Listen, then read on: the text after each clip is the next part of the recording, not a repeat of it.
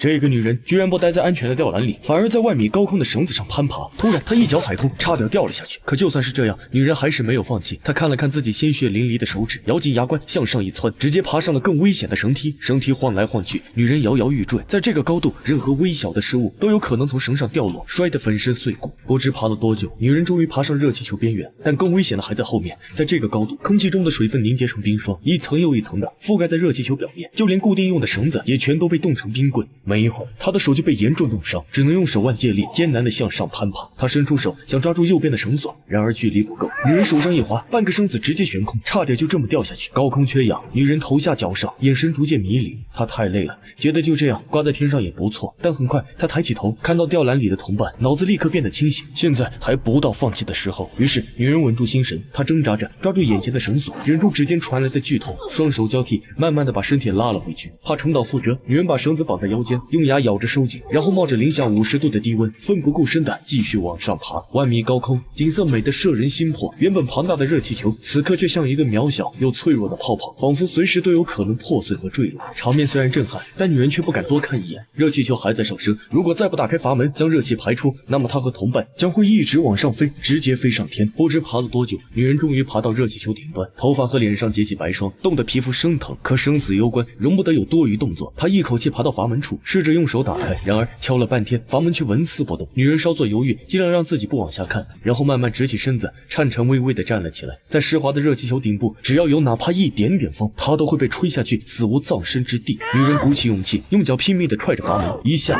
两下，突然热气喷涌而出，差点把她掀翻。阀门露出一条缝隙，女人赶紧把脚伸进去，用鞋子卡住。紧接着，她又蹲下来，掏出匕首，割断鞋带。等忙完这一切，女人再也坚持不住，缺氧和极寒，再加上长时间的攀爬，意识已经彻底模糊。终于，她身子一歪，直接晕了过去。昏迷中，女人面色平静，嘴角还带着笑容，像是梦到了高兴的事情。然而，这里可是1万多米的高空，随着热气球微微晃动，女人的身体也开始慢慢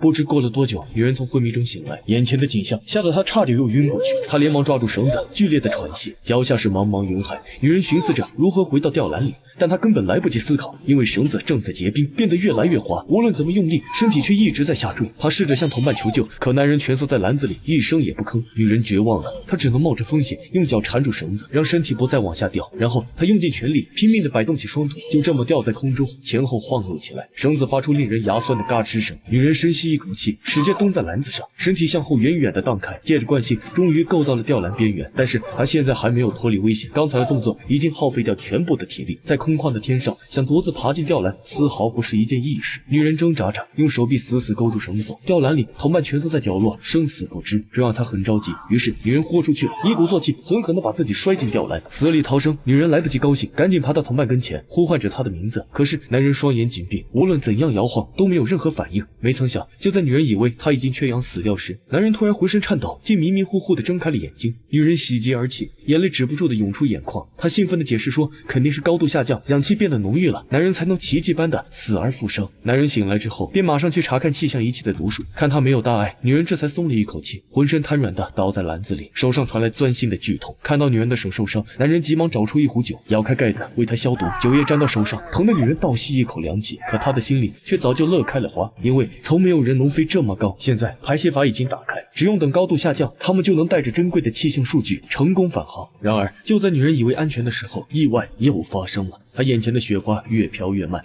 到最后竟然直接悬浮在空中，不会往下落。女人愣了愣，以为是自己的幻觉。她用力眨了眨眼，仔细观察，而雪花仍旧在眼前悬停，根本没有要落下的意思。女人顿时慌了神，探出头看向四周，她惊恐地发现，不只是吊篮里，整片天空的雪都像被施了魔法一样，不仅没有下落，反而还开始往上跑。这下她终于明白过来，这哪是雪的问题，分明是热气球下降速度太快，追上了落下的雪花。照这个速度，他们100%会被摔成肉酱。情况紧急，女人和同伴奋力扯动绳子，抖掉卡在上面的鞋，重新关闭了排气阀。但很快她就发现，热气球的速度非但没有减缓，反而越来越快。她大吼一声，让男人赶紧扔掉东西，减轻重量。生死关头，二人也顾不上太多，把吊篮里一切能扔的全都扔了出去，就连稍微有些分量的外套也只能脱掉不要。然而就算是这样，他们坠落的速度还是足以致命。慌乱中，男人突然想到办法，他让女人爬上铁环，自己则拿起匕首跟了过去。他趴在铁环上，切割起悬挂吊篮的绳子。随着男人手上的动作，绳子接二连三的被割断，吊篮剧烈颤动，倾斜在半空。就在割到最后一根时，吊篮突然失去重心，猛地晃了一下，差点把他们甩出去。女人死死抓住绳子，用尽全力保持着平衡。她万万没想到，平时性格懦弱、只会埋头搞研究的男人，此刻竟然爆发出前所未有的勇气。他走在狭窄的铁环上，辗转腾挪，绕到另一边，3两下就把最后一根绳子切断，甩掉沉重的吊篮。热气球的速度终于慢了下来，但女人眉头紧皱，按经验判断，他们还是太快了。照这个速度下去，就算摔不死，至少也得摔成残废。女人喘着粗气，忽然做了个大胆的决定，她站上铁环边缘，打算牺牲自己，减轻重量，好让带着气象数据的男人活下来。男人崩溃了，他冲女人嘶吼道：“要么谁也别死，要么就一起活！”趁女人愣神之际，他抓住固定气球的绳子，一刀切断。热气球变成降落伞，速度顿时大减，晃晃悠悠地飘向了田野。女人情不自禁地笑出声，为男人的机智感到庆幸。他们双手紧握，成功地着陆。不知过了多久，女人从昏迷中醒来，浑身上下就像被车子压过，稍微一动就疼得不行。可她还是强撑着，呼唤起男人的名字。幸运的是，男人就落在不远处，听见动静立刻就回应了她。女人一瘸一拐地走到男人身前，搀扶着让男人站起来，劫后余生。此刻的心情已经不能用语言表达，他们傻傻地笑着，一瘸一拐朝家的方向走去。